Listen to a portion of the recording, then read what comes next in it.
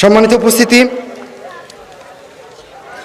আমি আর উপস্থাপনায় বেশি সময় ক্ষেপণ না করে চলে যাই রাসূলুল্লাহ সাল্লাল্লাহু আলাইহি সাল্লামের সালাত কেমন ছিল আর আমরা কেমন সালাত আদায় করছি।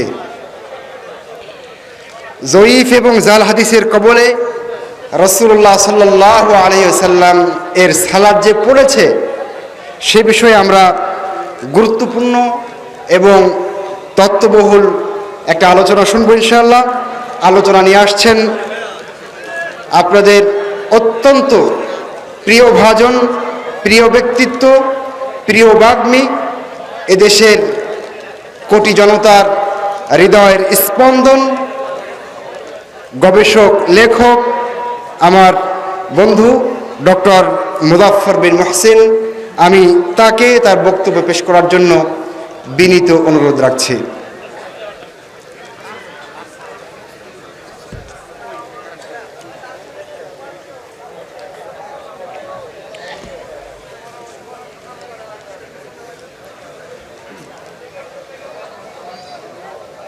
আসসালামু আলাইকুম ওয়া রাহমাতুল্লাহি ওয়া বারাকাতুহু।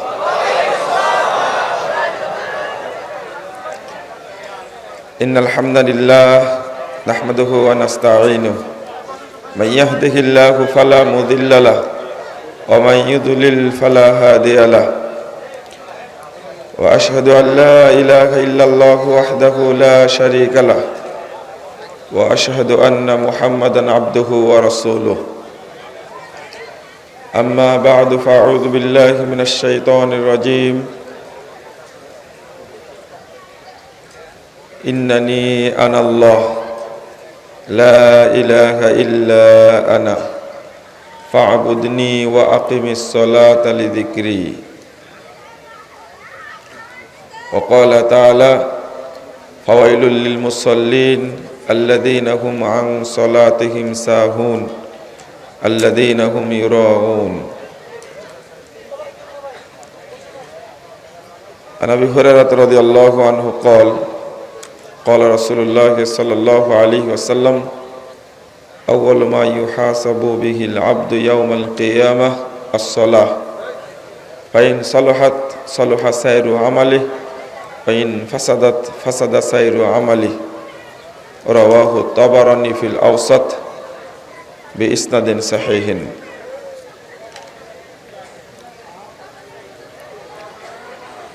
আল জামিয়া সালাফিয়া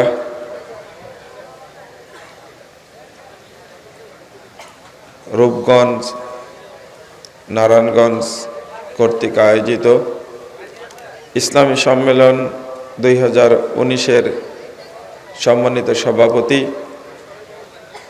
উপস্থিত বিদগ্ধ উলামায়ে কেরাম, অতিথিবৃন্দ, সুধীমণ্ডলী, সামনে উপবিষ্ট শ্রদ্ধেয় মুসলিম ভ্রাতৃমণ্ডলী, আমার প্রাণপ্রিয় ছাত্র ও যুবক ভাইয়েরা, পর্দার আড়ালের মা ও বোনেরা, সকলকে আন্তরিক অভিনন্দন জানাচ্ছি, মোবারকবাদ জানাচ্ছি এবং আল্লাহর কাছে দোয়া করছি আল্লাহ যেন আমাদের এই সম্মেলনকে কবুল করে নেন, আমিন।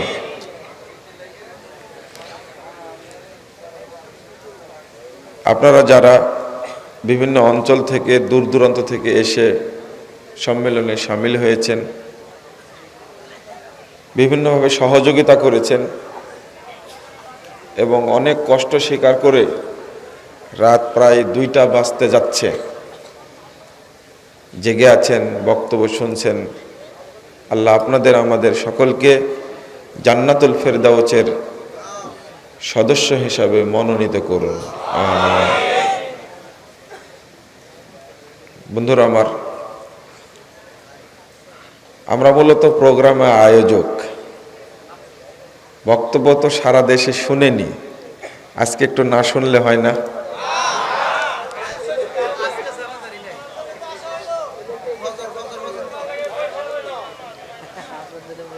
আমরা অন্য যারা অতিথি তাদেরকে সামনে দিয়ে আমরা একটু তাদেরকে এগিয়ে দিতে চাই, যে অতিথিরা আসতেন তাদেরকে সম্মান জানাই। নাহলে রাত 2টার দিকে এসে আপনাদের কি বলবো আর কি শোনাবো। আমি তো আর উস্তাদ আব্দুর রাজ্জাক বিন ইউসুফের মতো না, এক ধমকে সবাইকে জাগায় দিব।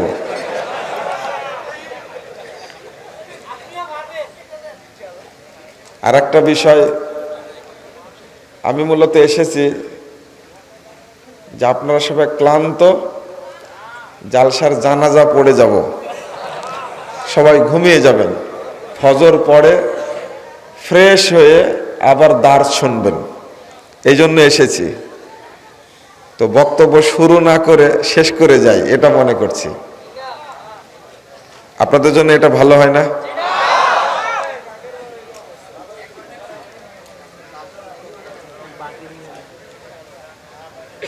আচ্ছা, তো আপনাদের দাবি অনুযায়ী কিছু কথা বলি। যারা শুয়ে আছেন তাদেরকে ডাকার দরকার নাই, অযথা কষ্ট দিবেন না। ওনারা এখন উঠে কুল কিনারা পাবেন না যে কোথায় থেকে শুরু করেছেন আর শেষ করতে যাচ্ছে। কথা বুঝছেন? তাকবীর দিয়ে জাগায় দিবেন আপনি, ওই লোক উঠে এদিকে একবার তাকাবে ওইদিকে একবার তাকাবে, ও দিশাই পাবে না। বন্ধুরা আমার, আমাদের প্রতি আপনাদের অনেক ভালোবাসা আছে। আল্লাহ এই ভালোবাসা জান্নাতুল ফেরদাউস পর্যন্ত প্রলম্বিত করুন, আমিন। জাল ও জয়ীফ হাদিসের কবলে রাসূল সাল্লাল্লাহু আলাইহি ওয়াসাল্লামের সালাত। আমার বন্ধুবর অত্যন্ত জ্ঞানী মানুষ আব্দুল আলিম মাদানী হাফিজাহুল্লাহ তাআলা, তো শিরোনাম যেটা বলেছেন ওইটাই আমি বললাম। তবে আমার এই নামে একটা বই লেখা আছে, নামটা একটু ভিন্ন, সরাসরি দেওয়া আছে জাল হাদিসের কবলে রাসূল সাল্লাল্লাহু আলাইহি সাল্লামের সালাত। জাল জয়ীফ ও জাল হাদিস বললাম না কেন, শুধু কেন বললাম জাল হাদিসের কবলে রাসূলুল্লাহ সাল্লাল্লাহু আলাইহি ওয়াসাল্লামের সালাত। নামটা হয় বইয়ের মৌলিক বিষয়ের উপরে। বাংলাদেশে রাসূলের সালাতকে হত্যা করেছে, রাসূলের সালাতকে তুলে দিয়েছে, উৎখাত করার মূল হাতিয়ার হলো জাল হাদিসগুলো। যদিও আরবিতে আমি বলে দিয়েছি, জয়ীফ এবং জাল হাদিস দুইটা শব্দই উল্লেখ করেছি, এই বইটার মধ্যে আছে। কিন্তু বাঙালিদের বোঝানোর জন্য জাল হাদিসই যে রাসূলের সালাতকে শেষ করেছে, নষ্ট করেছে, সেইটা বোঝানোর জন্য আমি জাল হাদিসের কবলে রাসূল সাল্লাল্লাহু আলাইহি সাল্লাম এর সালাত, এই কথাটি বলতে চেয়েছি।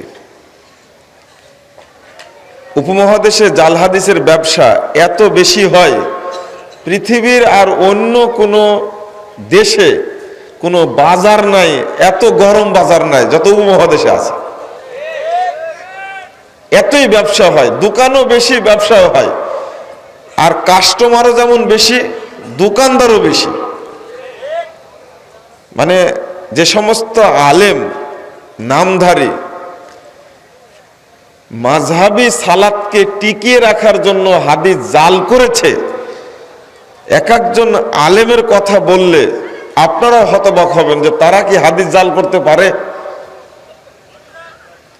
সমাজ সংস্কারের যতগুলো রোগ আছে তার মধ্যে একটা রোগ, বাধা যতগুলো আছে তার মধ্যে একটা অন্যতম বাধা, যে এত বড় আলেম কি ভুল করতে পারে? বলে না এটা? এত বড় আলেম কি ভুল করতে পারে? আমি বলছি যে এত বড় আলেম কি হাদিস জাল করতে পারে? আপনি ওটা তো পরের কথা। দারুল উলুম দেওবন্দের একজন প্রভাবশালী প্রিন্সিপাল, জামিয়া মিল্লিয়া ইন্ডিয়ার একটা বিশ্ববিদ্যালয়, সেই বিশ্ববিদ্যালয়ে একটা গেট আছে, বাবু মাহমুদুল হাসান নামেই একটা গেট আছে। এত বড় আলেম, তার কবরের উপরে লেখা আছে, প্রাচীরে লেখা আছে, আমি নিজে দেখে আসছি, ইমামুল হুজ্জাহ। মানে তার এত মর্যাদা বর্ণনা করা আছে, অথচ আবু দাউদের 202 পৃষ্ঠায় 22 নম্বর লাইনে একটা হাদিস এবারত ছিল, ইশরিনা লাইলাতান, 20 রাত্রি। এই লাইলাতানের কাছে শুধু রাকাতান বসিয়ে দিয়েছে, এবার কি হলো 20 রাকাত। আর এই কাজটা করেছেন মাহমুদুল হাসান দেওবন্দের প্রিন্সিপালের মতো এত বড় মানুষ। টিকায় লিখে দিয়েছেন মূল হাদিসের অংশ, আর মূল হাদিসে লিখে দিয়েছেন এই জাল অংশ। তাহলে আপনারা কি বলবেন? বললাম যে দোকানদারও যেমন এক্সপার্ট, শ্রোতারাও তেমনি এক্সপার্ট, মানে কাস্টমারও এক্সপার্ট। জাল হাদিস মানার ব্যাপারে তারা যেমন প্রস্তুত, আর দোকানদাররাও জাল হাদিস তৈরির ব্যাপারে প্রস্তুত। তো এই ক্ষেত্রে আপনি কি বলবেন? আপনি কিভাবে বলবেন? ভুল করা তো আলাদা ব্যাপার, ইচ্ছা করে হাদিস জাল করা এটা তো আরো অন্য ব্যাপার। তো শুধু এইটা না, আরো অনেকগুলো বিষয় আপনারা দেখতে পাবেন কত জাল হাদিস তৈরি করেছে শুধু রফুল ইয়াদাইনকে সাইজ করার জন্য। সালাতে রফুল ইয়াদাইন, এটাকে সাইজ করার জন্য যেভাবে উঠে পড়ে লেগে হাদিস জাল করেছে। আরে কাঁচা হাদিস জাল করেছে, কাঁচা হাদিস। কাঁচা বুঝেন? টাটকা, একবারে নগদ, তাজা তাজা তাজা হাদিস জাল করে মানুষের মধ্যে ছড়িয়ে দিয়েছে যে রফুল ইয়াদাইনের কোনো হাদিস এখন মানা যাবে না। অথচ এই তাজা হাদিসটার, কাঁচা নগদ টাটকা জাল হাদিসটার কোনো দলিল পৃথিবীর কোনো গ্রন্থে বর্ণিত হয়নি। মৌলিক কয়েকটা বিষয় সালাতের মধ্যে গন্ডগোল আছে, বেশি না। তার মধ্যে মৌলিক আসল কথা যেটা, বাংলাদেশের মানুষের মধ্যে এই বিভক্তি, দলাদলি আওয়ামী লীগ বিএনপি করার কারণে হয়নি, ধর্মীয় কারণে মুসলিমদের বিভক্তি হয়েছে। একই মসজিদে সালাত আদায় করছে, একজন লোক আওয়ামী লীগ করে, একজন লোক বিএনপির সাথে জড়িত, এক মসজিদে সালাত পড়ে না। কিন্তু যে বেটা 6 তাকবীরে ঈদের সালাত পড়ে, ওই বেটা 12 তাকবীরের ঈদগাহে যাবেই না। আর যেটা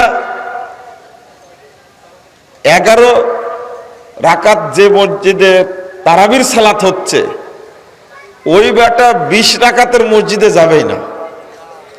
20 রাকাত তারাবি যাবে? মূলত বিভক্তি হয়েছে কি কারণে? ধর্মীয় কারণে। আর তার পিছনে সবচেয়ে বেশি ভূমিকা পালন করেছে জয়ীফ এবং জাল হাদিস।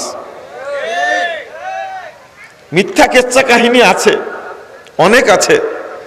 তার মধ্যে বেশি কাজ করেছে সমাজ থেকে রাসূলের সুন্নাহকে তুলে দেওয়ার জন্য, বেশি কাজ করেছে জাল হাদিস। তবে ওরা বিদাতিরা জাল হাদিসের কবলে রাসূল সাল্লাল্লাহু আলাইহি ওয়াসাল্লামের সালাত, এই বইটা বের হওয়ার পরে একটু হাঁপ ছেড়েছিল যে হয়তো বা আমরা সমালোচনা করে বেঁচে গেলাম।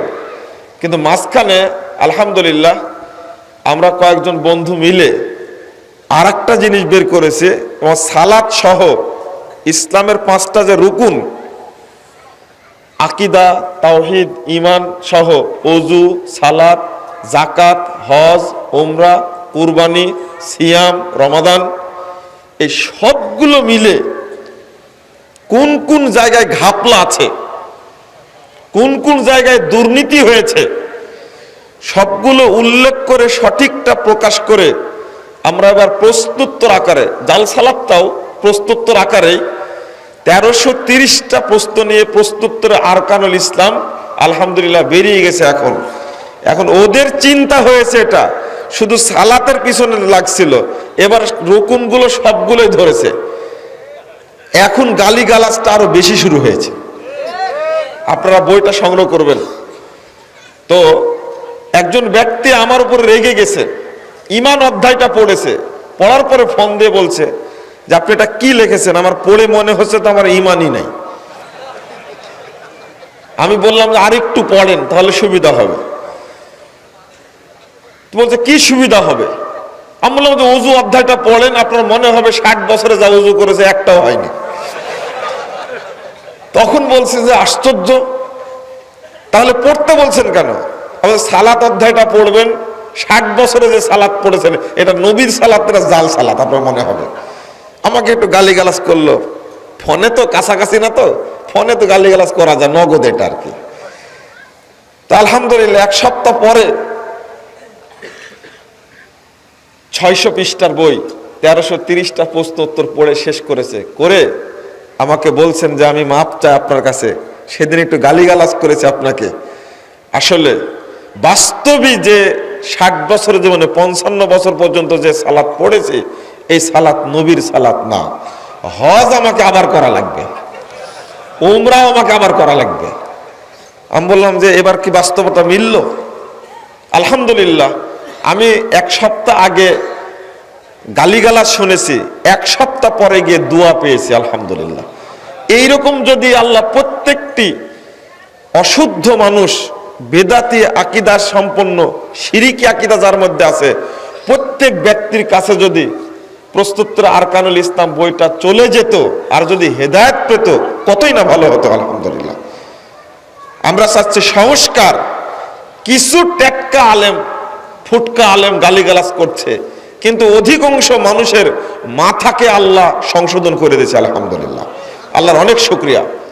আমি বলি আপনারা এই আয়াতটা জানেন তো, ফাওয়াইলুল লিল মুসাল্লিন কোন সূরার মধ্যে আছে? সূরা, খুব বড় সূরা। আমার প্রশ্ন, ছোট্ট 2টা আয়াত, ছোট্ট 2টা সূরার মধ্যে আল্লাহ উল্লেখ করেছেন। একটা হলো ফাসল্লি লিরাব্বিক, আছে না? কোন সূরা? এই আয়াতটি আর কোন সূরার মধ্যে আছে না। তোমার রবের জন্য সালাত আদায় করো, এটা আল্লাহ নির্দেশ দেন করছেন। আর একটা ছোট্ট সূরার মধ্যে, এটা তো সূরা বাকারার মধ্যেও থাকতে পারতো, ফাওয়াইলুল লিল মুসাল্লিন, মুসল্লিদের জন্য ওয়াইল জাহান্নাম, দুর্ভোগ। আল্লাযীনা হুম আন সালাতিহিম সাহুন, যারা তাদের সালাতের ব্যাপারে কি উদাসীন। সালাতটা রাসূলের তরিকায় হচ্ছে না, পীরের তরিকায় হচ্ছে, এটা যে খোঁজ রাখে না, এটাই হলো উদাসীনতা। কেন খোঁজ রাখে না? ও কোথায় হাত বাঁধছে, কিভাবে রুকু করছে, কিভাবে সেজদা করছে, কোন দোয়া কোথায় পড়ছে, কোনো জানার চেষ্টা করে না, এটাই হলো উদাসীনতা। কখনকার সালাত কখন পড়ছে, এটা হলো উদাসীনতা।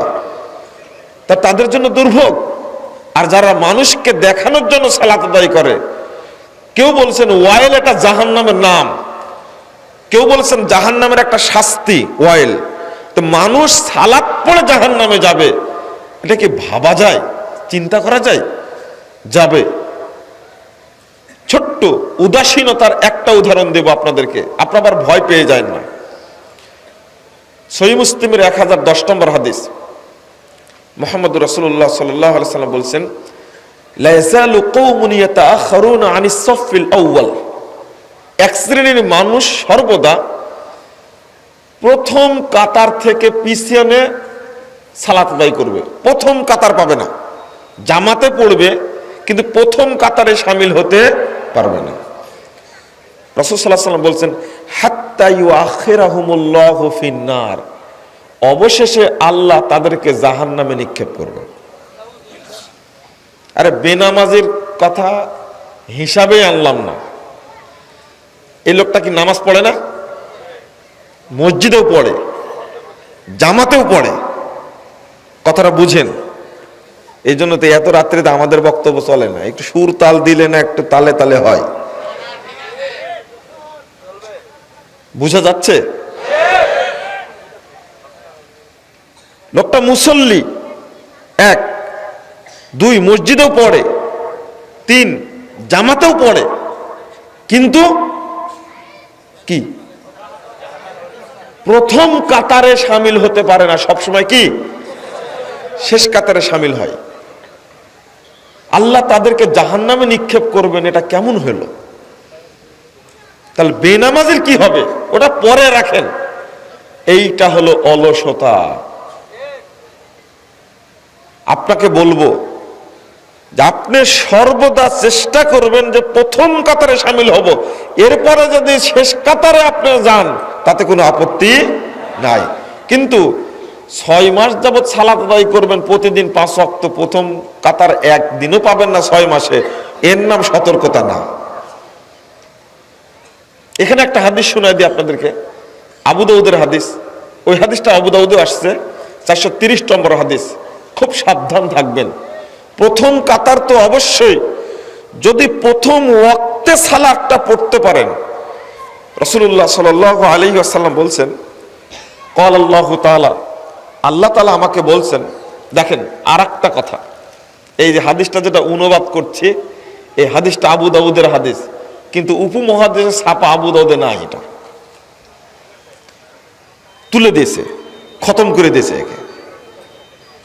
আল্লাহ রাসূল বলছেন যে আল্লাহ তাআলা আমাকে বলছেন, ফারাজতু আলা উম্মতি খামসা সালাওয়াত, আমি তোমার উম্মতের উপরে 5 ওয়াক্ত সালাতকে ফরজ করেছি। ওয়াহিদতু ইনদি আহাদা, আর আমি আমার কাছে একটা অঙ্গীকার করে রেখেছি, আমি একটা ওয়াদা করেছি, প্রতিজ্ঞা করেছি, আন্নাহু মান জাগা ইউহাফিজ আলাইহিন্না লিওয়াক্তিহিন্না আদখালতুহুল জান্নাহ, যে ব্যক্তি 5 ওয়াক্ত সালাত ওয়াক্ত মোতাবেক আদায় করে আমার কাছে আসবে, 5 ওয়াক্ত সালাত ওয়াক্ত অনুযায়ী আদায় করে, আউয়াল ওয়াক্তে আদায় করে আমার কাছে আসবে, আমি আল্লাহ অঙ্গীকার করেছি আমি তাকে জান্নাত দান করব। তো মানুষ সিয়াম রাখলেও জান্নাতে যাবে, তবে নবী আল্লাহ ওয়াদা করেননি। হজ করলেও জান্নাত পাবে, লাইসা লাহু জাযা ইল্লাল জান্নাহ, হজ্জের পথ কোনো নেকি নাই, নেকি বলতে জান্নাত। যাকাত দিলেও জান্নাতে যাবে, কিন্তু আল্লাহ ওয়াদা করেননি কোনো জায়গাতে, পাওয়া যায় না হাদিসে। কিন্তু ওয়াক্ত মোতাবেক সালাত আদায় করলে আল্লাহ তাকে জান্নাত দিবেন, এটা আল্লাহ প্রতিজ্ঞা করেছেন, ওয়াদা করেছেন। বলুন আলহামদুলিল্লাহ। আপনারা ওয়াক্ত মোতাবেক চেষ্টা করবেন তো ইনশাআল্লাহ, ইনশাআল্লাহ। এই হাদিসটা আবু দাউদে নাই, এটা আমার ব্যক্তিগত বিশ্লেষণ। যেটা ইমাম আবু দাউদ রাহিমাহুল্লাহ, তার লকব হলো ইমামু আহলিল হাদিস। যত হাদিসের কিতাব আছে তার মধ্যে সবচেয়ে সমৃদ্ধ একটা অধ্যায়, সব হাদিস গ্রন্থ থেকে পৃথক একটা অধ্যায় ইমাম আবু দাউদ রচনা করেছেন, কিতাবুস সালাত। সালাত অধ্যায়টা সমৃদ্ধ, খুঁটি নাটি সালাতের বিষয়ে সব উল্লেখ করেছেন। আর কোন মুহাদ্দিস পৃথিবীতে সালাত অধ্যায়টা এত সমৃদ্ধ করেননি। ইমাম আবু দাউদকে আল্লাহ রাব্বুল আলামিন জান্নাতুল ফেরদাউসে উচ্চ স্থান দান করুন। তিনি যে পরিশ্রমটা করেছেন, কিন্তু বাংলাদেশে এই আবু দাউদটাকেই ধরা হয়েছে সালাতকে নষ্ট করার জন্য। আমি আরেকটা চিন্তা আপনার মাথায় ঢুকিয়ে দিই। 1859 নম্বর হাদিস, তাবরানী, ইমাম তাবরানী রাহিমাহুল্লাহর একটা কিতাব আল মুজামুল আওসাত। 1859 নম্বর হাদিসে রাসূলুল্লাহ সাল্লাল্লাহু আলাইহি ওয়াসাল্লাম বলছেন, আউয়ালু মা ইউহাসাবু বিহিল আবদু ইয়াউমাল কিয়ামাহ আস-সালাহ, কিয়ামতের মাঠে সর্বপ্রথম হিসাব নেওয়া হবে সালাতের। প্রথম হিসাব নেওয়া হবে সালাতের। যদি সালাত শুদ্ধ হয় অন্যান্য আমলগুলো শুদ্ধ হবে। ওয়াইন ফাসাদাত ফাসাদা সায়রু আমালি, যদি সালাত নষ্ট হয়, সালাত যদি অশুদ্ধ হয়, তাহলে অন্য সব আমলই বাতিল বলে গণ্য হবে। নাউজুবিল্লাহ। তাহলে আপনার মাথায় যেন থাকে, আমি যে সালাতটা আদায় করছি এই সালাতটা যেন অবশ্যই অবশ্যই নবী মুহাম্মদ সাল্লাল্লাহু আলাইহি সাল্লামের তরিকায় হয়। 631 নম্বর হাদিস সহিহ বুখারীর প্রথম খণ্ডের 88 পৃষ্ঠার মধ্যে আসছে, রাসূলুল্লাহ সাল্লাল্লাহু আলাইহি সাল্লাম বলেছেন, সল্লু কামা রাআইতুমুনি উসাল্লি, তোমরা ওইভাবে সালাত আদায় করো যেভাবে আমাকে সালাত আদায় করতে দেখছো। পৃথিবীর কোন নবীর তরিকায় সালাত চলবে না, মুহাম্মাদের উম্মত মুহাম্মাদের তরিকায় সালাত আদায় করবে। আদম আলাইহিস সালামের তরিকায় সালাত চলবে? নূহ আলাইহিস সালামের তরিকায় চলবে? ইব্রাহিম আলাইহিস সালামের তরিকায় চলবে? মুসা আলাইহিস সালামের তরিকায় চলবে? ঈসা আলাইহিস সালামের তরিকায় চলবে? তো হুজুরের তরিকায় সালাত চলে কি করে? ইমামের তরিকায় চলে কি করে? পীর ফকিরের তরিকায় চলে কি করে? বুজুর্গের তরিকায় চলে কি করে? দরবেশের তরিকায় চলে কি করে? বাংলাদেশের যা দরবেশরা এই বুজুর্গের নামে, পীর ফকিরের নামে, আলেম নামে, খতিব নামে, বক্তার নামে যে বদমাশি করছে সালাতের নামে, কাল কিয়ামতের মাঠে প্রত্যেককে পেট মুড়িয়ে বেঁধে জাহান্নামে নিক্ষেপ করা হবে। আল্লাহর নবীর এই হাদিসটা তাদের কানে এখন পর্যন্ত ঢুকে, তাদের সাহস কত, এত বড় সাহস কোথায় থেকে পেয়েছে? যে সাহস নবী মুহাম্মদ সাল্লাল্লাহু আলাইহি সাল্লাম পাননি, ওই সাহস এরা পেল কিন্তু কোথায় থেকে? আল্লাহর নবী মুহাম্মদ সাল্লাল্লাহু আলাইহি ওয়াসাল্লামকে হুমকি দিয়ে বলছেন আল্লাহ রাব্বুল আলামিন, আল্লাহর নবী সাহস হয়নি একটা কথা নিজের পক্ষ থেকে বলা। 44, 45, 46 নম্বর আয়াত সূরা হাক্কা খুলুন, ওয়ালাউ তাকাওয়ালা আলাইনা বা'দাল আকাবিল। বিশ্ববাসী শোনো, মুহাম্মদ সাল্লাল্লাহু আলাইহি ওয়াসাল্লাম যদি নিজের পক্ষ থেকে কোনো কথা রচনা করতেন, লাখাযনা মিনহু বিল ইয়ামিন, আমি আল্লাহ ডান হাত দিয়ে তাকে ধরে ফেলতাম, সুম্মা লাকাতানা মিনহুল ওয়াতিন, অতঃপর তাকে জবাই করে দেহতে গলাটিকে বিচ্ছিন্ন করে দিতাম। আল্লাহর নবী মুহাম্মদ সাল্লাল্লাহু আলাইহি সাল্লামকে লক্ষ্য করে আল্লাহ হুমকি দিচ্ছেন, জবাই করে দিতেন নবী মুহাম্মদ সাল্লাল্লাহু আলাইহি সাল্লামকে। যদি নিজের পক্ষ থেকে কোনো কথা তিনি বলতেন, তাহলে হুজুরদেরকে কয়বার করে জবাই করবেন? এরা কি করবে? এদের সাহস কত? 145 নম্বর হাদিস আবু দাউদের মধ্যে আসছে, আল্লাহর নবী একদিন ওযু করছিলেন, ওযু করার সময় মুখ ধৌত করলেন। মুখ ধৌত করার পরে এক চুল্লু পানি নিয়ে দাঁড়ের নিচে দিচ্ছেন। হাদিসের ভাবটা এইরকম, সাহাবীরা মনে করছেন যে দাঁড়ির নিচে এক চুল্লু পানি দিয়ে কি লাভ হবে, এতগুলো দাঁড়ি তো ভিজবে না। এই অবস্থা দেখে রাসূলুল্লাহ সাল্লাল্লাহু আলাইহি সাল্লাম বলছেন, হাকাদা আমারনি রব্বি। আল্লাহ রাব্বুল আলামিন বলেছেন সূরা মায়েদা 67 নম্বর আয়াত, ইয়া আইয়ুহার রাসূল বাল্লিগ মা উনজিলা ইলাইকা মির রাব্বিক, হে রাসূল আপনি তাবলীগ করুন।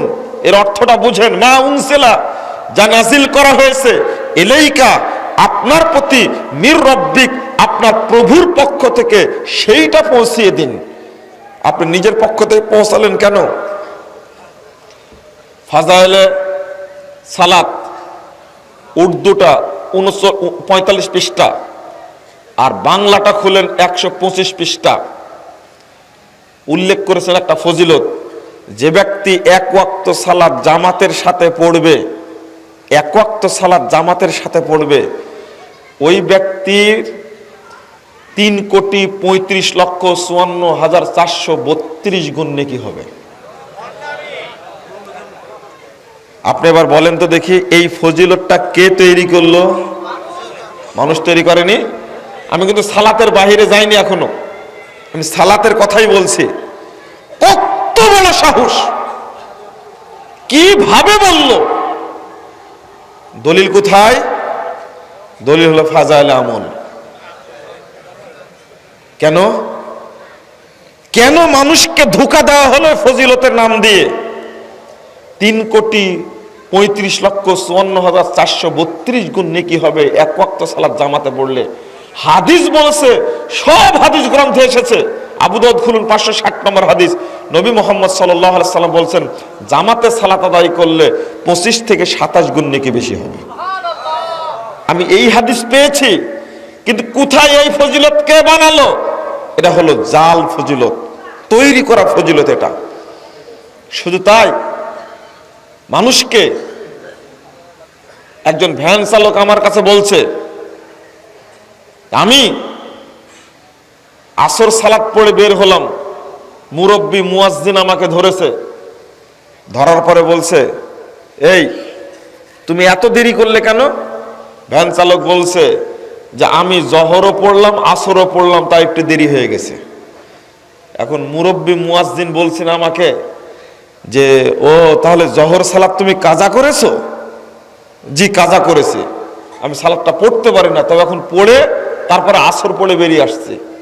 বলছে তোমাকে 2,88,00,000 বছর জাহান্নামে থাকা লাগবে। ভ্যান চালক বলছে যে আমি যে পড়লাম, পড়ে আসলাম, যে পড়লেও তোমাকে 2,88,00,000 বছর জাহান্নামে থাকা লাগবে। ভ্যান চালক মাথায় হাত দিয়ে বলে যে নামাজ না পড়াই ভালো ছিল। আপনারা হাসছেন, এই যে দাওয়াতটা সারা দেশেই যে বিতরণ করছে,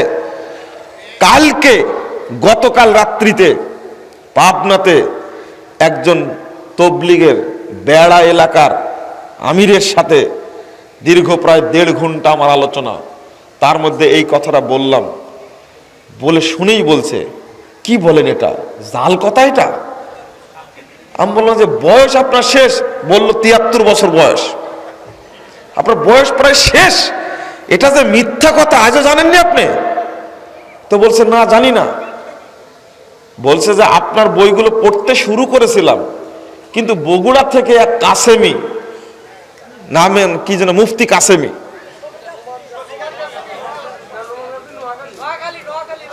না বগুড়ার এই কাসেমি এসে অনেকগুলো বই দেখায় আমাদেরকে বলল যে আমরা যে আমলগুলো করি সেগুলো হাদিসে আছে। তারপর থেকে আমি বই পড়া বন্ধ করে দিয়েছি। আমি বললাম যে এই হুজুরই আপনাকে পথভ্রষ্ট করেছে বই দেখায়। আজকে আবার একটা শুনলাম, এক মাজার পূজারী আর এক মাজার পূজারীর বিরুদ্ধে লাগছে। এক ব্যাকুবের কথা বললেন না, এই যে কি নাম বললেন কিছু আগে, নৌমান কাসেমি। আমি এদের নাম নিতে চাই না, বুঝছেন, আমার ঘৃণা লাগে। 288, হ্যাঁ এবার বুঝলাম, আমি আগে বুঝিনি। এই 288 এই ব্যাকুব শুনেন, ঘটনা শুনেন। আমি নারায়ণগঞ্জ একটা প্রভাবশালী স্কুল, সেখানে গিয়াসউদ্দিন স্কুল অ্যান্ড কলেজ, আমাকে এক সেমিনারে নিয়ে যাচ্ছে। আমার গাড়ি রোধ করার জন্য হুজুর নিয়ে আগে থেকে রাস্তায় রেডি। আমি বুঝতে পারিনি, কিন্তু আমার গাড়িতে একজন পরিচিত লোক বসা ছিলেন। উনি বলছেন যে এরা তো আপনাকে ধরতে পারে। গাড়ি নিয়ে আগাচ্ছে, আমি তো বসে আছি, সঙ্গে সঙ্গে আমাকে দেখতে পেয়েছে। দেখতে পেয়ে এই কাছে নিয়ে গাড়ির সামনে দাঁড়াইছে। আমি ড্রাইভারকে বললাম তুমি জোরে হর্ন দিয়ে এগিয়ে যাও। তো ওদের কবল থেকে আল্লাহ রাব্বুল আলামিন আমাকে মুক্তি দিলেন, আলহামদুলিল্লাহ। তো বেঁচে গেলাম। আজকে একটা আয়াত পড়ছে কি জানেন, দেওয়ানবাগীর বিরুদ্ধে বলতে গিয়ে বলছে, 2 জায়গায় ভুল করেছে। ওখানে আছে ইয়াউমা ইয়াআদ্দু যালিমু আলা ইয়াদাইহি ইয়াকুলু ইয়া লাইতানি ইত্তাখাযতু মা'আর রাসূলি সাবিলা। ও বলছে যে ইয়া ওয়াইলাতা লাইতানি লাম আত্তাখিজ দেওয়ানবাগী খলিলা। বুঝতে পারলেন? আমি হতবাক হয়ে গেছি। আয়াতটা 2 বার পাঠ করছে, লাম আত্তাখিজ দেওয়ানবাগী খলিলা। আয়াতের মধ্যে দেওয়ানবাগী এই অপবিত্র জঘন্য শুয়োরের নামটা বসায় দিছে ওখানে। বুঝতে পারছেন? একটু চিন্তা করেছেন আপনি? আচ্ছা, দেওয়ানবাগী তো একটা মানুষের না, জানোয়ার একটাই। আমি প্রধানমন্ত্রীর কাছে অনেক আগে আবেদন করেছি, আপনি হলেন মায়ের জাতি। ফাতেমা রাদিয়াল্লাহু আনহার বিরুদ্ধে যে উক্তি করেছে, এই বদমাশকে দেশে টিকানো ঠিক না, ওকে দেশ থেকে বের করে দেওয়া উচিত, ওকে ফাঁসি দেওয়া উচিত, ওকে হত্যা করা উচিত। ওকে নবীর মুহাম্মদ সাল্লাল্লাহু আলাইহি সাল্লামের মেয়ের বিরুদ্ধে যে উক্তি করেছে, নাউজুবিল্লাহ। আমি প্রধানমন্ত্রীর কাছে আগে আবেদন করেছি, আজকে নতুন করে আবার বললাম।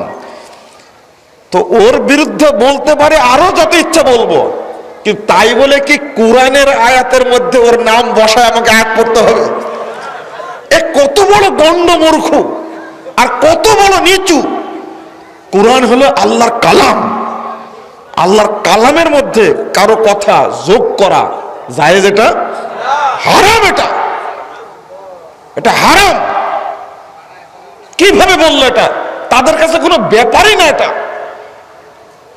আরে যারা হাদিস চুরি করে, জুতা চোর তো দেখেছেন, স্যান্ডেল চোর দেখেছেন, হাদিস চোর তো দেখেননি আপনারা। আপনারা কত জায়গায় দেখবেন হাদিস চোর, হাদিসের এবারও চুরি পর্যন্ত করেছে, কল্পনার বাহিরে। হতবাক! আপনাকে এই জাতিকে কি শিক্ষা দেবেন? আপনি বলে দিল 2,88,00,000 বছর জাহান্নামে থাকতে হবে। এক ওয়াক্ত সালাত যদি কাজা হয়ে যায়, সুম্মা মাদা, অতঃপর যদি মাদা আবার যদি পড়ে নাই, তবুও তাকে জাহান্নামে থাকতে হবে 2,88,00,000 বছর। এটা ফাজাইল আমুল নামাজ অংশের উর্দু বই 39 পৃষ্ঠায়, বাংলা বই 116 পৃষ্ঠার মধ্যে আপনি পাবেন এটা। তো বলছিলাম যেটা, আল্লাহর নবী মুহাম্মদ সাল্লাল্লাহু আলাইহি ওয়াসাল্লাম হাদিসটা বললেন, আল্লাহ কত রহম করেছেন বান্দার উপরে। কেউ যদি ঘুমিয়ে যায়, কেউ যদি সালাত ভুলে যায়, 1600 নম্বর হাদিস খুলুন, 1592 নম্বর হাদিসটা খুলুন, মুসলিমের মধ্যে আসছে। আল্লাহ রাসূল বলছেন, মান নামা আও নাসিয়া ফালিয়ুসাল্লিহা ইযা যাকারাহা ফাইন্নাহা কাফারাতুহা। কেউ যদি সালাত ভুলে যায় বা ঘুমিয়ে থাকে, ওই ব্যক্তি যেন আবার যখন জাগবে ঘুম থেকে বা যখন মনে হবে তখনই যেন সালাতটা পড়ে নেয়, এটাই তার জন্য কাফারা। বলুন আলহামদুলিল্লাহ। আল্লাহ বান্দার উপরে কত রহম করেছেন, অথচ একটা মিথ্যা কথা উল্লেখ করে, ডাহা মিথ্যা কথা, একবারে গাঁজাখড়ি কথা একবারে উল্লেখ করে বলছে 2,88,00,000 বছর জাহান্নামে থাকতে হবে। এটা কি সহ্য করা যায়? এগুলো বলেন দেখি, কেমনে বলবেন এটা? এরপরেও একটা ঘাপলা আছে এখানে। বাংলায় অনুবাদ করতে গিয়ে কথা লেখেনি, কিন্তু জাকারিয়া সাহেব ঠিকই লিখে দিয়েছেন। জাকারিয়া সাহেব নিজে লিখতে গিয়ে লিখছেন এই কথা উল্লেখ করার পরে, লাম আজিদহু ফিমা ইনদি মিন কুতুবিল হাদিস। আমার নিকটে যত হাদিসের গ্রন্থ আছে, এই হাদিস গ্রন্থের মধ্যে এই হাদিস আমি পাইনি। লিখলেন কেন আপনি? নিজেই যদি বলছেন আমি হাদিস পাইনি, লিখলেন কেন আপনি? আমার কড়া কথা শুনে আপনারা হয়তো একটু অসন্তুষ্ট হচ্ছেন। আপনারা অসন্তুষ্ট হলে আমার যায় আসে না। আমাকে সন্তুষ্ট করতে হবে আল্লাহকে। আপনি অসন্তুষ্ট হলে আমার যায় আসে না। নবীর বিরুদ্ধে এরকম ডাহা মিথ্যা কথা বলবে আর তাকে আমি বিড়ালের মতো আদর করবো, এটা হতেই পারে না। এটা আহলে হাদিসদের স্বভাব না। এটা কিভাবে হয়? এটা তুমি জেনে মিথ্যা কথা বলছো নবীর নামে, তোমার সাহস কত? তুমি কেন বানালে এগুলো? এই সমস্ত সালাতের নামে তৈরি করলে কিভাবে? এই সাহসটা কে দিল তোমাকে? আল্লাহ নবী মুহাম্মদ সাল্লাল্লাহু আলাইহি সাল্লাম আসরের সালাত, মাগরিবের সালাত, এশার সালাত, এই 3 সালাতই মাগরিবের পরে ধারাবাহিকভাবে আদায় করেছেন। সহিহ বুখারীর 596 নম্বর হাদিস, 598 নম্বর হাদিসটা আপনি খুলুন, আপনি সেখানে পাবেন। 238 পৃষ্ঠা খুলুন, সহিহ মুসলিমের প্রথম খণ্ডের মধ্যে আসছে, মুহাম্মদুর রাসূলুল্লাহ সাল্লাল্লাহু আলাইহি ওয়াসাল্লাম একদিন ফজরের সালাত আদায় করেন, সূর্য প্রায় 10টা, 10:30, 11টা বাজার পরে পড়েছেন। তাহলে আল্লাহর নবী এবং এই সাহাবীরা কতদিন থাকবে জাহান্নামে? আরে কথা বললেই তো হিসাব নিকাশ করে বলা উচিত। আপনারা দুঃখিত হবেন, আমি কেন বলেছি জাল হাদিসের কবল রাসূল সাল্লাল্লাহু আলাইহি ওয়াসাল্লামের সালাত কেন বললাম? কুলুপ নিয়ার যে হাদিসটা তৈরি করছে এটা জাল। কুলুপ নিয়া যে আছে না, এটাও জাল, জাল কথা। আমি কেন বলবো না? প্রত্যেক অঙ্গ ধোয়ার সময় দোয়া পড়তে হবে, এটা জাল। ওযুর সময় দোয়া পড়তে হবে, বিসমিল্লাহির রহমানির রহিম, আল ইসলামু হাক্কুন আল কুফরু বাতিন আল ঈমানু নূরুন আল কুফরু যুলমাতুন, এটা জাল কথা। এবার ডাহা মিথ্যা কথা একটা। যখন আমি দাঁড়াবো সালাতে তখন নায়াতু পড়বো, এটা একটা জাল কথা। আপনি কোনটা নেবেন? আজানের দুয়ার মধ্যে ওয়ার দারাজাত রাফিয়া ওয়ারযুকনা শাফাআত ইয়াউমাল কিয়ামা, এটা কি? জাল। ফজরের সালাতে as-সালাতু খায়রুম মিনান নাওম, এর জবাবে কি বলবো? সাদ্দাকতা ওয়া বারারতা, এটা মিথ্যা কথা, জাল। এটা আমি এমনি নাম দিয়েছি জাল হাদিসের খবর রাসূলুল্লাহ সাল্লাল্লাহু আলাইহি ওয়াসাল্লাম সালাত, আমার শখ লাগছে নাকি? শুধু তাই, হাদিস জাল করার পটু তারা। ঘটনা মিথ্যা ঘটনা তো আছে, কিন্তু হাদিস জাল করার এত বড় সাহস। আবু দাউদের 110 পৃষ্ঠা খুলেন আপনি, ভারতীয় ছাপা আবু দাউদের মধ্যে কত কৌশল করেছে ইমাম আবু দাউদ রাহিমাহুল্লাহ। হাত বাঁধার হাদিস উল্লেখ করেছেন 4টা, 3টা নাভির নিচে আর 1টা বুকের উপরে। এই 4টা হাদিসের একটাও আবু দাউদের মধ্যে নাই, একটাও নাই। কারণ 3টা নাভির নিচে হাত বাঁধার এই হাদিসকে ইমাম আবু দাউদ উল্লেখ করে তিনি নিজেই জয়ীফ বলেছেন। বুকের উপরে হাত বাঁধার হাদিসটা সম্পর্কে কোনো মন্তব্য করেননি। তাহলে তার দৃষ্টিতে কি বুকের উপরে হাত বাঁধার হাদিস কি সহিহ, আর নাভির নিচে হাত বাঁধার হাদিস কি জয়ীফ, তিনি নিজেই বলে গেছেন। আর 275 হিজরির ঘটনার কথা বলছি, তার আগের কথা বলছি। সেই যুগে তিনি জয়ীফ বলে গেলেন। বাংলাদেশের প্রিন্ট আবু দাউদ, উপমহাদেশের প্রিন্ট আবু দাউদ থেকে এই 4টা হাদিস তুলে দেওয়া হলো কেন? কি উদ্দেশ্য? কি রহস্য রয়েছে? রহস্য একটাই, এই হাদিস পড়তে গেলে যদি ছাত্ররা জানতে পারে, শিক্ষকরা জানতে পারে ইমাম আবু দাউদি নাভির নিচের হাত বাঁধার হাদিসকে জয়ীফ বলে গেছে, কেউ নাভির নিচে হাত বাঁধবে না, বুকের উপরে বাঁধবে। এই ষড়যন্ত্রের কারণে 4টা হাদিসকেই খতম করে দেওয়া হয়েছে। খুলেন ইমদাদিয়া প্রেস, ঢাকা, বাংলা বাজার, চক বাজার আছে আবু দাউদ, খুলেন। ওরা আবার নাম্বারিং করেছে, সৌদি আরবের প্রিন্টের সাথে নাম্বারিং করেছে। 756, 57, 58, 59, কয়টা হলো? 4টা। তো 755 থেকে 60-এ চলে গেছে, মাঝখানে 4টা নাই। আমি আবু দাউদ খুলে বললাম প্রকাশককে, দোকানে ম্যানেজার বস বসে আছে, আমি বললাম দেখেন তো নাম্বারিং চিনেন আপনি? আমি নিজে দেখেন 755 থেকে 60 কি করে হয়, মাঝখানে 4টা হাদিস কই? তো এটা তো আমরা খেয়াল করিনি। আমি বললাম যে আগামী দিনে ছাপানোর সময় এই 4টা হাদিস যোগ করে ছাপাবেন, না হলে কিয়ামতের মাঠে কেউ অভিযোগ না করলে আমি অভিযোগ করব। বাঁচতে পারবে এটা? কারা করেছে এটা? কারা করেছে? মাযহাবীরা করেন এটা? হাদিস তুলে দিল কেন? কোন সাহসে তুলে দিল এটা? যারা হাদিসকে এইভাবে কচুকাটা করে তারা হাদিসের শত্রু না বন্ধু? এরা আল্লাহর শত্রু, এরা নবীর শত্রু, এরা ইসলামের শত্রু, মুসলিম উম্মাহর শত্রু এরা। ইমাম আবু দাউদি বলেছেন একটা কথা, চিরন্তন বাণী ইমাম আবু দাউদের, লাউলা হাযিহিল ইসাব লাম দারাসাল ইসলাম ইয়ানি আসহাবুল হাদিস। ইমাম আবু দাউদের মুখ থেকে বেরিয়ে গেছে একটা কথা, পৃথিবীতে যদি আহলে হাদিসরা না থাকতেন তাহলে ইসলাম পৃথিবী থেকে মিটে যেত। এই ঘাপলাবাজি, এই প্রতারণা, এই বদমাশি, এর মুখোশ উন্মোচন করে দিয়েছে আহলে হাদিসরা। আলহামদুলিল্লাহ, মানুষরা বুঝছে, একজন ডিসি সাহেব বুঝছে, একজন ম্যাজিস্ট্রেট বুঝছেন, একজন সচিব বুঝছেন, একজন এসপি সাহেব বুঝছেন, একজন ওসি সাহেব বুঝছেন, একজন ডাক্তার, ইঞ্জিনিয়ার এখন বুঝা শিখেছেন। তারা হাদিস কিনে এই হাদিসটাই আপনি যাচাই করবেন, আমি আপনারা যাচাই করতে পারবেন। মূল আবু দাউদে নয়, যেটা খারেজি মাদ্রাসায় পড়ানো হয়। যারা কওমি ও খারেজি মাদ্রাসায় পড়ে, হাদিস পড়ায়, এরাই সবচেয়ে বড় দুশমন হাদিসের। ইসলামিক ফাউন্ডেশন বাংলাটা খুলেন আবু দাউদ, ওখানে 4টা হাদিস ঠিকই পাবেন আপনি, ওখানে আছে। ঠিক সহিহ বুখারী থেকে তুলে দিয়েছে, কিতাবু সালাত তারাবি, তারাবি সালাতের অধ্যায়, এই কথাটি উপমহাদেশের বুখারী থেকে তুলে দিয়েছে। অথচ পৃথিবীর যেখানে হাদিস গ্রন্থ প্রিন্ট হয়েছে সেখানে হাদিসগুলো আছে। আমি বলি দ্ব্যর্থহীন কণ্ঠে, বাংলাদেশে নয় সারা পৃথিবীতে হাদিসের গ্রন্থ ছাপানোর জন্য আল্লাহ লক্ষ লক্ষ প্রেসকে রেডি করে রেখেছেন।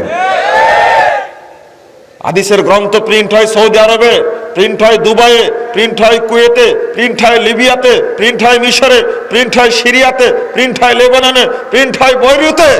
সারা পৃথিবীতে আল্লাহ লক্ষ লক্ষ প্রিন্টের ব্যবস্থা করে রেখেছেন। তুমি উপমহাদেশ থেকে হাদিস তুলে দিলে যে হাদিসটা গোপন করতে পারো অসম্ভব।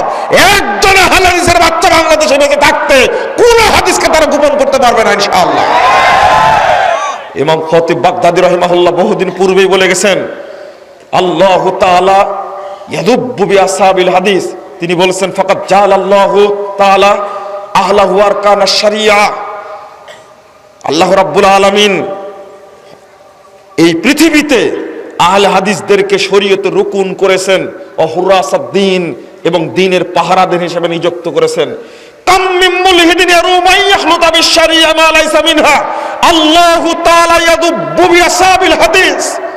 পৃথিবীর যে যেখানে দুষ্কৃতিকারী কোনো প্রতারক, কোনো বদমাশ যদি শরীয়তের মধ্যে এমন কথা প্রবেশ করে যা শরীয়তে নাই, আল্লাহু তাআলা ইয়াদুব্বু বিআসহাবিল হাদিস, আল্লাহ তাআলা আহলে হাদিসদের দ্বারা ওই বেদাতকে তিনি প্রতিরোধ করে থাকেন। আলহামদুলিল্লাহ। ওয়াহুমুল হুফাযু লিআরকানিহা ওয়াল কাওয়ামুনা বিআমরিহা ওয়া শানিহা।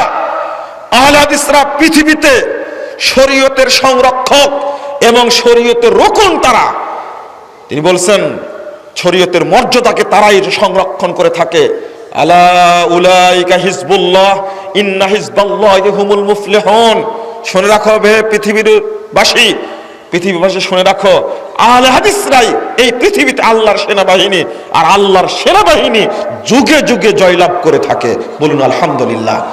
অসম্ভব একটা হাদিস গোপন করে পার পাবে না একজন সহিহ আকীদার সালাফি মানহাজের লোক এই বাংলাদেশে বেঁচে থাকতে কোনো বেদাতির ঘুম হবে না ইনশাআল্লাহ।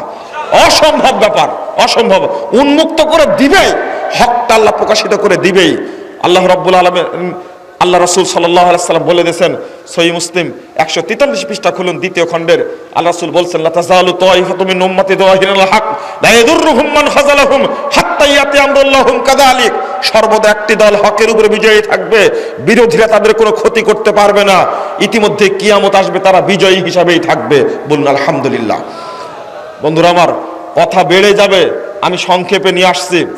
রফুল আয়াদান সম্পর্কে একটু শুনেন। রফুল আয়াদানের হাদিস বর্ণিত হয়েছে, সহিহ হাদিস বর্ণিত হয়েছে 4 শতাধিক। আলহামদুলিল্লাহ, 400 হাদিস বর্ণিত হয়েছে। শুধু কুতুবে সিত্তা 6 খান মৌলিক কিতাবের মধ্যে 51টি সহিহ হাদিস বর্ণিত হয়েছে। সহিহ বুখারীতে আসছে 5টা, সহিহ মুসলিমে আসছে 5টা, আবু দাউদে আসছে 16টা, ইবনু মাজাতে আসছে, নাসাইতে আসছে 13টা, ইবনু মাজাতে 11টা, তিরমিজিতে 1টা। প্রায় 51টি সহিহ হাদিস বর্ণিত হয়েছে শুধু কুতুবে সিত্তার মধ্যে, বুখারী, মুসলিম, আবু দাউদ, নাসাই, তিরমিজি, ইবনু মাজার মধ্যে। অথচ আর অন্যান্য কিতাব সহ প্রায় 4 শতাধিক হাদিস বর্ণিত হয়েছে রফুল আযানের পক্ষে। সালাতে রফুল আযান করতে হয় সালাত শুরুর সময়, রুকুতে যাওয়ার সময়, রুকু থেকে উঠে 2 রাকাত পড়ে যখন তাশাহুদ পড়ে আবার 3য় রাকাতের জন্য দাঁড়ায় তখন রফুল আযান করতে হয়।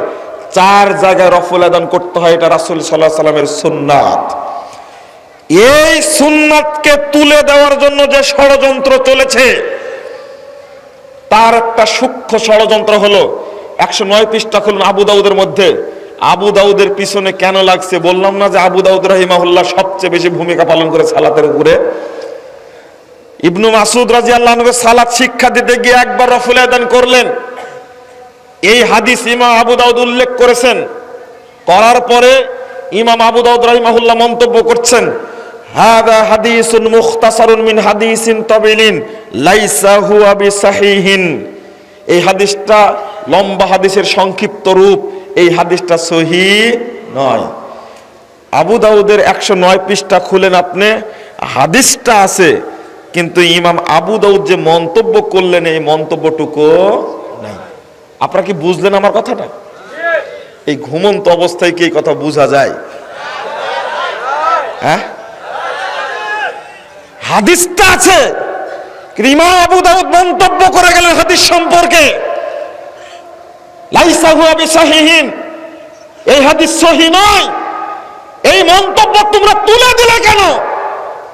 মাজায় এত বল, এত শক্তি, পিস টিভি বন্ধ করে দিতে পারো, আহলে হাদিসদের প্রোগ্রাম বন্ধ করে দিতে পারো, আহলে হাদিস মসজিদ পুড়িয়ে দিতে পারো। তোমাদের দ্বারা মসজিদ পুড়িয়ে দিতে সম্ভব, এটা স্বাভাবিক। যদি কোরআনের আয়াত পরিবর্তন করতে পারো, হাদিস যদি পরিবর্তন করতে পারো, মসজিদ পুড়িয়ে দেওয়া তোমাদের জন্য খুব স্বাভাবিক। এটা কোনো সময় পিস টিভি বন্ধ করা তাদের কাছে কোনো ব্যাপারই না, ইতিমখানা বন্ধ করে দেওয়া কোনো ব্যাপারই না। তবে মনে রেখো, আল্লাহর গজব খুব আসন্ন। যদি আহলে হাদিসদের পিছনে লাগো, আল্লাহর গজব নাজিল হবে, এতে কোনো সন্দেহ না। টিকতে পারবে না, অসম্ভব। সাবধানে কথা বলো আহলে হাদিসদের বিরুদ্ধে। তোমার মুখ বন্ধ করে দেবেন আল্লাহ, তোমার উপরে গজব নাজিল করবে। আহলে হাদিসরা পৃথিবীতে কোরআন এবং সহিহ হাদিসের প্রতিনিধিত্ব করে থাকে, কিয়ামত পর্যন্ত করবে। রাসূলের যুগ থেকে শুরু হয়েছে, কিয়ামত পর্যন্ত এই প্রতিনিধিত্ব আহলে হাদিসরাই করবে ইনশাআল্লাহ। বেদাতীদের মাধ্যমে আল্লাহ কোনো খেদমত নেননি, নিবেন না কোনোদিন ভবিষ্যতে। বন্ধুরা আমার, কেন তুলে দিল এটা? এটা হলো আবু দাউদের বিরুদ্ধে একটা গভীর চক্রান্ত, সূক্ষ্ম চক্রান্ত। এটা একটা, শুধু তাই, আপনারা শুনেছেন টাটকা হাদিস তৈরি করেছে, একবার নগদ হাদিস। কি হাদিস তৈরি করেছে ওটা তো আপনাকে একটু জানাতে হবে।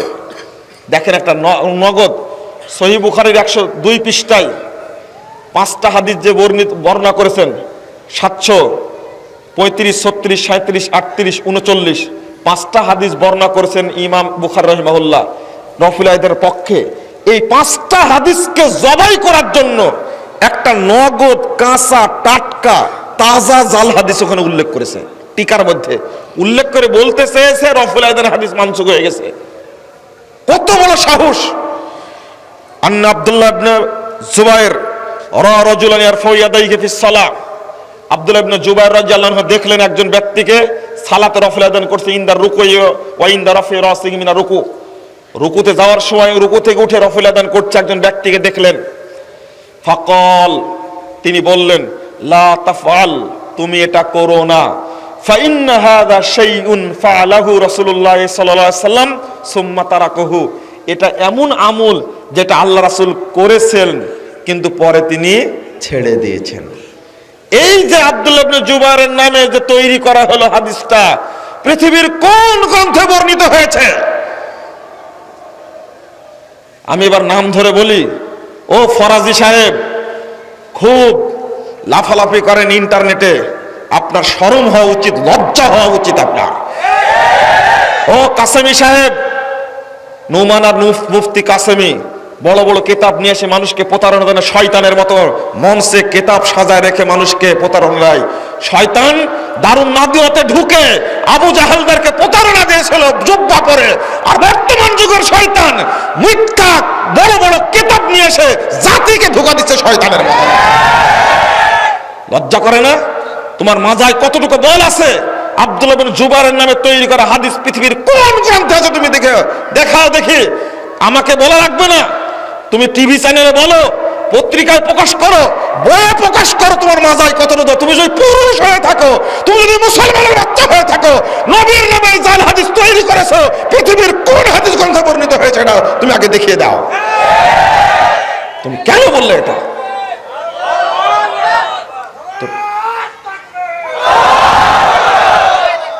তুমি কোন সাহসে কথা বলো?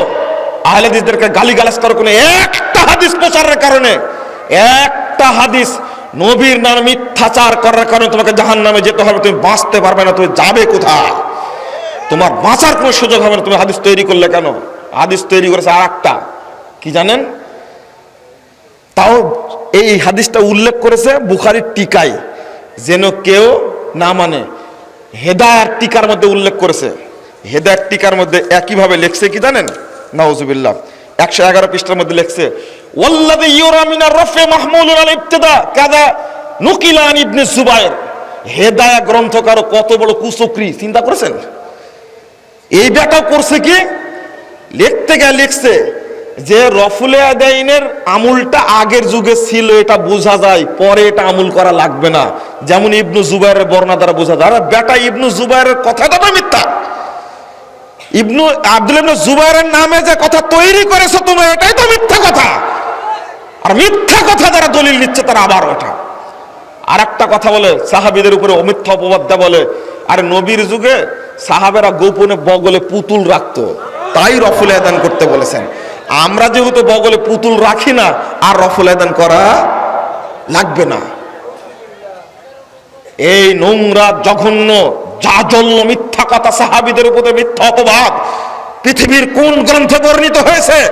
কোন হাদিসের গ্রন্থে নাই, কোন ইতিহাসের গ্রন্থে নাই, কোন বালাগাতের গ্রন্থে নাই, কোন ইলমুর রিজাল গ্রন্থে নাই, কোন মান্তিকের গ্রন্থে নাই, কোন গ্রন্থেই বর্ণিত হয়নি। এই টাটকা কথা শুধু বাংলাদেশে চালু করে রেখেছে শুধু রফুল আদানের হাদিসকে হত্যা করার জন্য। এটা গেল আব্দুল্লাহ ইবনে জুবাইরের নামে।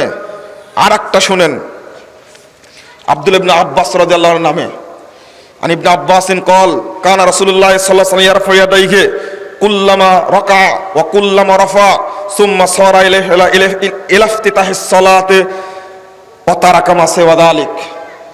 আব্দুল্লাহ ইবনে আব্বাস বলছেন রাসূল সাল্লাল্লাহু আলাইহি ওয়াসাল্লাম রফুল আদান করতেন যখন রুকু করতেন, যখন রুকু থেকে উঠতেন, অতঃপর তিনি শুধু সালাত শুরুর সময় রফুল আদান করতেন, বাকিগুলো বর্জন করেছেন। আব্দুল্লাহ ইবনে আব্বাসের নামে এটা একটা টাটকা মিথ্যা বর্ণনা, কোনো দলিল নাই। আর একটা আব্দুল্লাহ ইবনে মাসউদের রাদিয়াল্লাহু আনহু সম্পর্কে বর্ণিত হয়েছে। আন ইবনে মাসউদিন রাদিয়াল্লাহু আনহু আন্নাহু قال রাফা রাসূলুল্লাহ সাল্লাল্লাহু আলাইহি ওয়াসাল্লাম ফারাফানা ওয়া তারাকা ফাতারাকনা। এই দেখেন আরেকটা, এই যেগুলো বলছে, আরে ভাই জাল হাদিস থাকলে তো বলবো যে অমুক কিতাবে আছে, দেখে নিন আপনারা।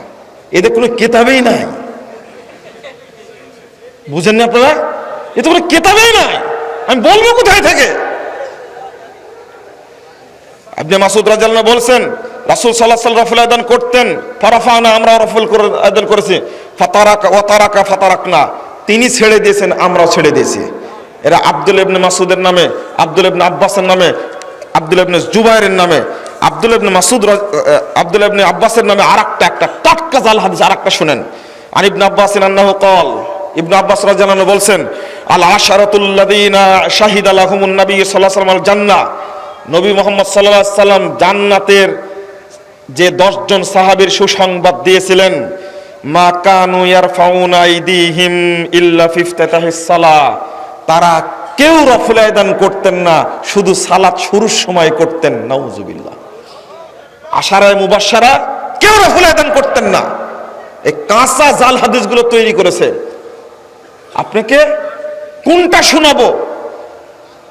সালাতে ইমামের পিছনে সূরা ফাতিহা পড়তে হবে না হবে না? সূরা ফাতিহা পড়তে হবে। রাসূল সাল্লাল্লাহু আলাইহি ওয়াসাল্লাম বলেছেন 756 নম্বর হাদিস সহিহ বুখারীর মধ্যে আসছে, লা সালাতা লিমান লাম ইয়াকরা বিফাতিহাতিল কিতাব, যে ব্যক্তি সূরা ফাতিহা পড়ে না তার সালাত। আমরা কখনো চাই না মুসলমানরা তারা সূরা ফাতিহা পাঠ করুক সালাতে, এটা চাই না তারা। এদেরই ষড়যন্ত্র। ওরা পথভ্রষ্ট হয়েছে, মাগজুব, অভিশপ্ত হয়েছে, কিন্তু মুসলিমরা বলছে ইহদিনাস সিরাতাল মুস্তাকিম। কি চমৎকার কথা! আল্লাহ তুমি আমাকে সহজ সরল পথ দেখাও, সিরাতাল্লাযীনা আনআমতা আলাইহিম। এই কথাটি বললে ইহুদি খ্রিস্টানরা সহ্য করতে পারে না। তাদেরই চক্রান্ত, তাদেরই ষড়যন্ত্র এটা। সারা বাংলাদেশে উপমহাদেশে সালাত আদায় করা হয়, একজন ইমাম তার পিছনে 5 লক্ষ 6 লক্ষ মানুষ সালাত আদায় করছে, কেউ সূরা ফাতিহা পড়ে না। এর চেয়ে বড় গুমরাহি আর কি হতে পারে? কেন তৈরি হলো? জাল হাদিসের কারণে তৈরি হয়েছে। আপনি আপনাদের সামনে যদি এইভাবে একটার পর একটা বলতে থাকি, আপনারা বিরক্ত হবেন। আরেকটু বলতেই হয়, না বললে তো চলে না। দেখবেন কিভাবে মানুষকে প্রতারণা দেওয়া হয়েছে।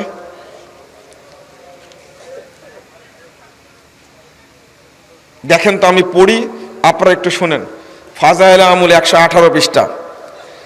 সাবেত আল বুনানি আল্লাহর সামনে অধিক ক্রন্দন করতেন আর বলতেন, হে আল্লাহ, কবরে যদি কাউকে সালাত আদায় করার অনুমতি দান করে থাকেন তাহলে আমাকে অনুমতি দিন।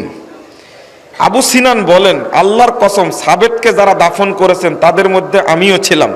দাফনের সময় কবরের একটি ইট পড়ে গেল, আমি দেখতে পেলাম তিনি দাঁড়িয়ে সালাত আদায় করছেন। তার কন্যাকে জিজ্ঞেস করা হলে বলেন, আব্বা 50 বছর যাবত রাত্রি জাগরণ করেছেন এবং উক্ত দোয়া করেছেন। দেখেন, কবরেও সালাত আদায় চলে। এখানে নাউজুবিল্লাহ পড়লেন কেন? আগেই আর একটু পরে পড়েন নাউজুবিল্লাহ। আর একটা দেখেন 153 পৃষ্ঠা, শায়েখ আব্দুল ওয়াহিদ রাহিমাহুল্লাহ ছিলেন বিখ্যাত বুজুর্গের একজন। তিনি বলেন, আমার একবার খুব ঘুমের চাপ হলো, ফলে রাত্রের নিয়মিত তাসবিহগুলো পড়তে ছুটে গেল। তখন স্বপ্নে আমি সবুজ রেশমি পোশাক পরিহিতা এক অপূর্ব সুন্দরী যুবতীকে দেখলাম। তার পায়ের জুতাগুলো পর্যন্ত তাসবিহ পাঠ করছে। সে আমাকে উদ্দেশ্য করে বলছে, তুমি আমাকে পাওয়ার চেষ্টা করো, আমি তোমাকে পাওয়ার চেষ্টা করছি। অতঃপর সে কয়েকটি প্রেমমূলক কবিতা পাঠ করলো। এই স্বপ্ন দেখে আমি প্রতিজ্ঞা করলাম রাত্রে আর কখনো ঘুমাবো না। অতঃপর তিনি দীর্ঘ 40 বছর পর্যন্ত এশার ওযু দিয়ে ফজরের সালাত আদায় করেন।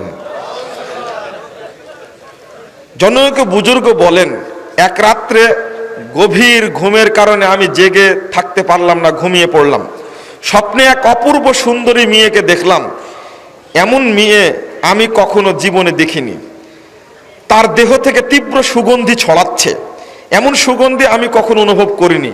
সে আমাকে একটি কাগজের টুকরা দিল, তাতে কবিতার 3টি চরণ লেখা ছিল, যেমন, তুমি নিদ্রার স্বাদে বিভোর হয়ে জান্নাতের বালাখানা সমূহ ভুলে গেছো, যেখানে তোমাকে চিরজীবন থাকতে হবে, যেখানে কখনো মৃত্যু আসবে না। তুমি ঘুম থেকে উঠো, কোরআন তেলাওয়াত করো, তাহাজ্জুদ সালাতে কোরআন তেলাওয়াত করা ঘুম হতে অনেক উত্তম। তিনি বলেন, এই ঘটনার পর হতে আমার কখনো ঘুম আসে না, কবিতাগুলো স্মরণ হয় আর ঘুম বিদরিত হয়। কি চমৎকার সুন্দরী মেয়েদের কাহিনী শোনায় মানুষকে মুসল্লি বানানো। এত চমৎকার দেখছেন? এগুলো সব ফাজাইল আমলের মধ্যে আছে। বন্ধুরা আমার, আরেকটা জিনিস আপনারা আশ্চর্য হবেন, ইমাম আবু হানিফা সম্পর্কে বলা হয় যে কথাটা, তিনি দীর্ঘ 30 বছর, দীর্ঘ 40 বছর, দীর্ঘ 50 বছর যাবত এশার সালাতের উজু দ্বারা ফজরের সালাত আদায় করেছেন। এ লোকটা কি মানুষ ছিলেন না? মানুষ ছিলেন তো। ইমাম আবু হানিফা সম্পর্কে বলা হয়েছে এক টানা 55 বছর রোজা রাখছেন, একটাও ভাঙেননি। আপনি পৃথিবীর কোন নবী সম্পর্কে এই কথা শুনেছেন? শুনেছেন? তিনি কাবা ঘরে সর্বশেষ কোরআন তেলাওয়াত করেন, 1000 বার খতম করেন। আমি যে কথাটা বলার জন্য এসেছি সেটা হলো, তিনি শেষ 2 রাকাত সালাত আদায় করেন। 1 রাকাত সালাত আদায় করেন এক পা তুলে, এক পা উঁচু করে আরেক পায়ের উপরে দাঁড়িয়ে সালাত আদায় করেন। এক পায়ের উপরে একবার কোরআন খতম দেন 1 রাকাতে, আর দ্বিতীয় রাকাতে আরেক পা তুলে আরেকবার কোরআন খতম দেন। তিনি 99 বার আল্লাহকে স্বপ্ন দেখেছেন। আচ্ছা, একজন ব্যক্তি সম্পর্কে মানুষকে সালাতের প্রতি আগ্রহী করব, কিন্তু এই সমস্ত ডাহা মিথ্যা কথা বলে, কি এই জাল কথা বলে। আর একটা লম্বা কাহিনী আছে, ওইটা আমি বলতে যাচ্ছি না, আমি আপনাদেরকে, না ওটা বললে অনেক বড় হয়ে যাবে।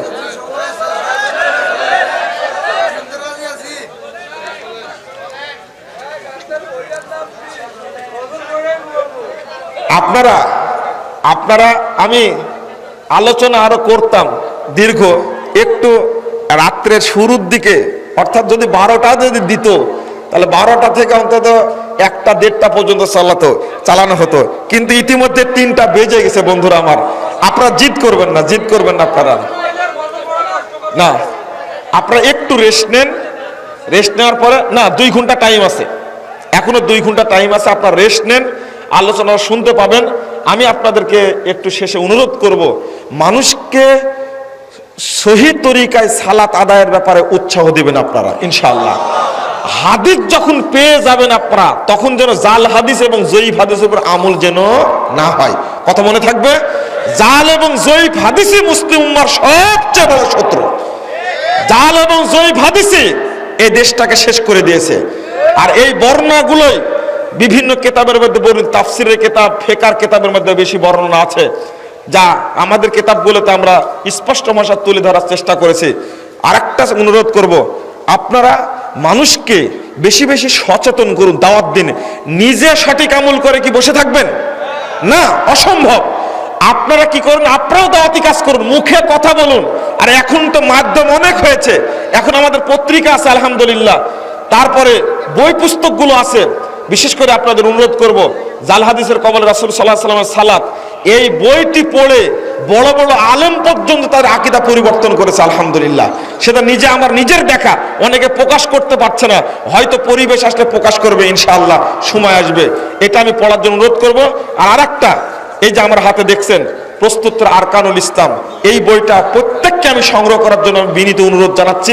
এই মঞ্চগুলো, এই প্যান্ডেলগুলো, বইয়ের লাইব্রেরিগুলোতে পাওয়া যাবে ইনশাআল্লাহ। আপনারা বইটি সংগ্রহ করবেন।